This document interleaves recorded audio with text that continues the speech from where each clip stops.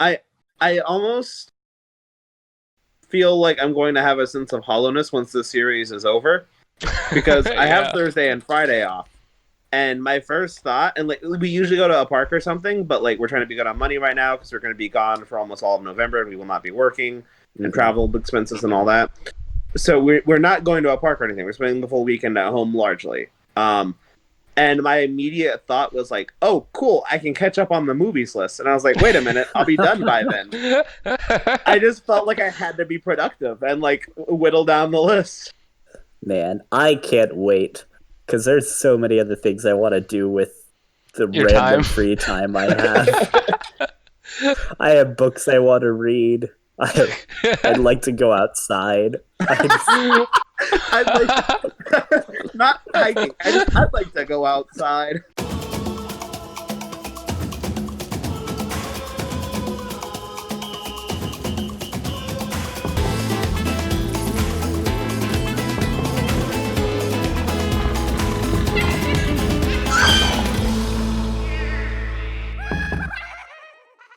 On the way to California, a family has the misfortune to have their car break down in an area closed to the public and inhabited by violent savages ready to attack.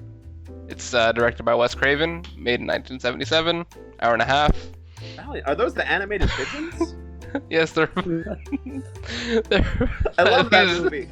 I didn't know that's what we were recording. These valiant savages. It's a bunch of pigeons fighting in World War II. Valiant.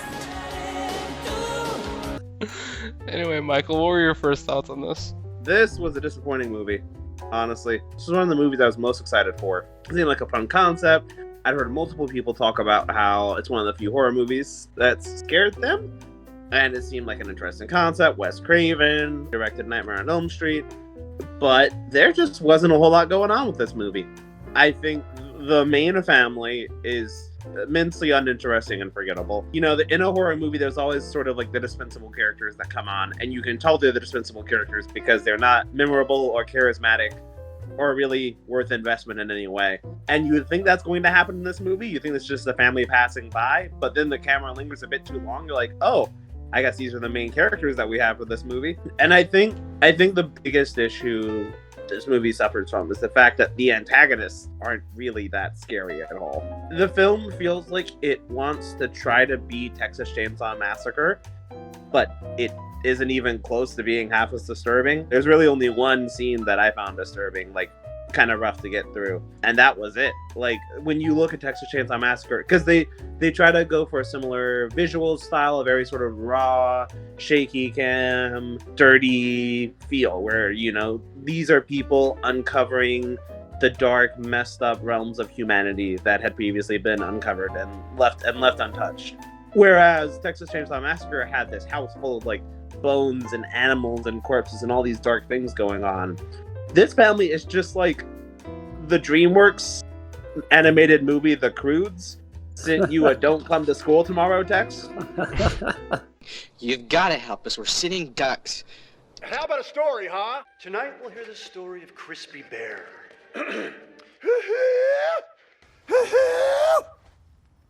It's just like a caveman family that doesn't like the outside world, and like they still have a fairly regular family dynamic.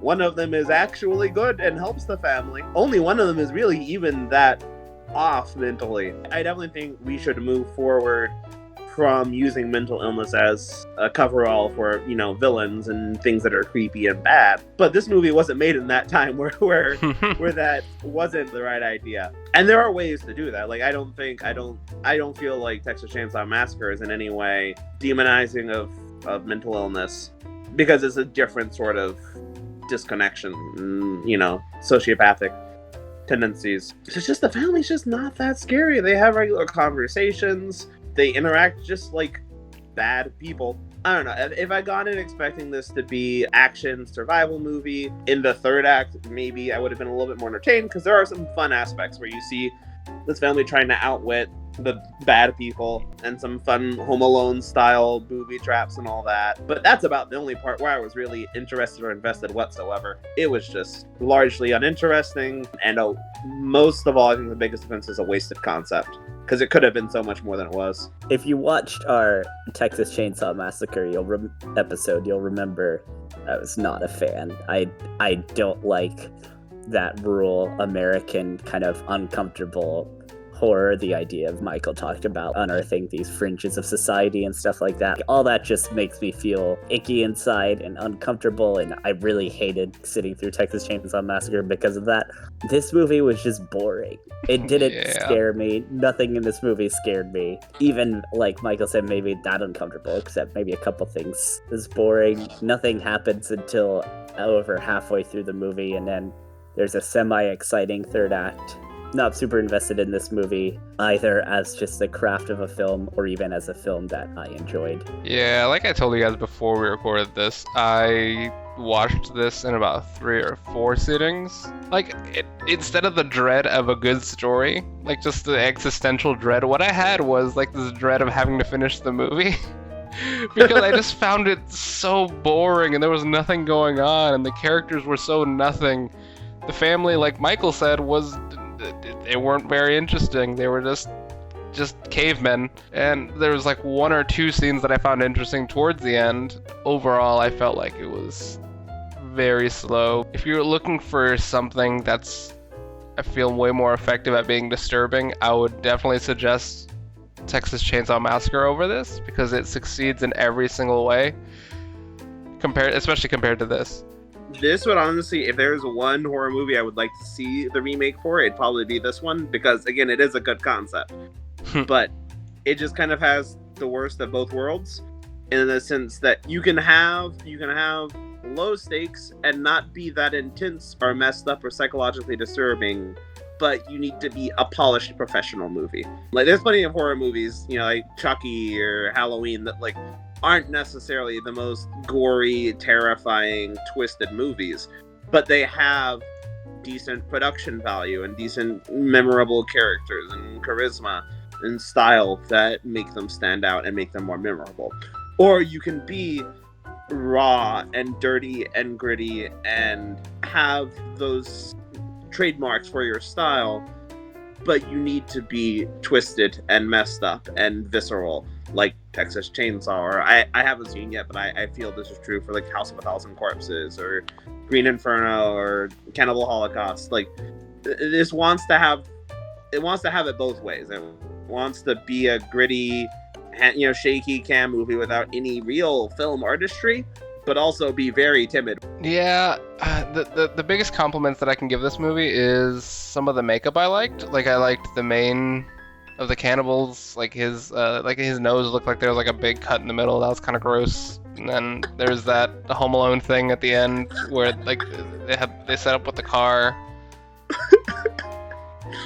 It's more of an insult to the movie. You're like, well, there were some makeup things that were cool. Like, I had a little smudge on my nose. I'm trying to find something that's redeemable about it that I enjoyed. I mean, otherwise, the matches were cool. Which ones? The matches on the ground where, like, if you open up the door, the matches would strike and the trailer would explode. That was pretty cool, yeah. That was smarter than the entire script.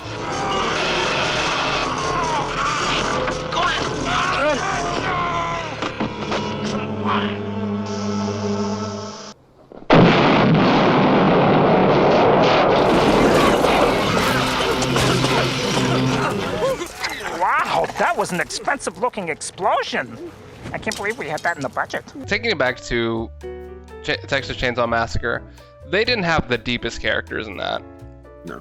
But you cared about them mainly because their whole goal was very clear. It was just survive.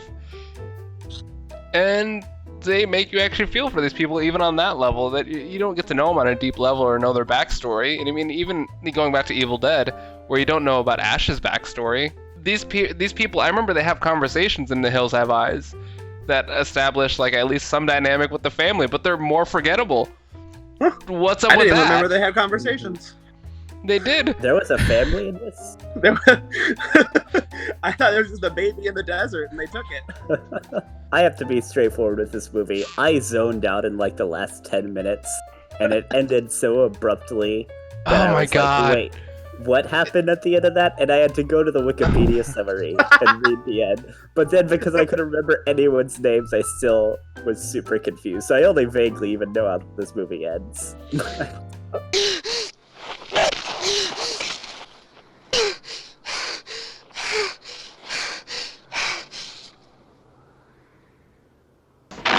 Finito! That's all. That's all! Don't you know what this is? Well, and that's on making memorable performances. Like Jordan said, when you look at Texas Chainsaw, none of the characters are really that fleshed out, but they have fun, memorable performances. Like the brother in the wheelchair is a super fun, out there, wild performance. He's a memorable character. We know almost nothing about him. But he has personality and color and, you know, a vivid nature to him. These characters, it feels like stock 80s characters from like a Burger King commercial. But they just took them and made a whole movie around them. It's just the most generic family. That's not real. And I struggle to even remember how they were all related to each other. The closest thing to memorable is the father being racist. That's all I remember was him saying something. I didn't even remember what he said. I just remember, oh, he's racist. And like I think we all wanted this movie to be good, so I think we all tried to hold on even further than that. But again, it took the entire movie to even get close to being interesting. Yeah. Do we even need to do a final thoughts, or do you think you guys we could just say, hey, we don't want, don't?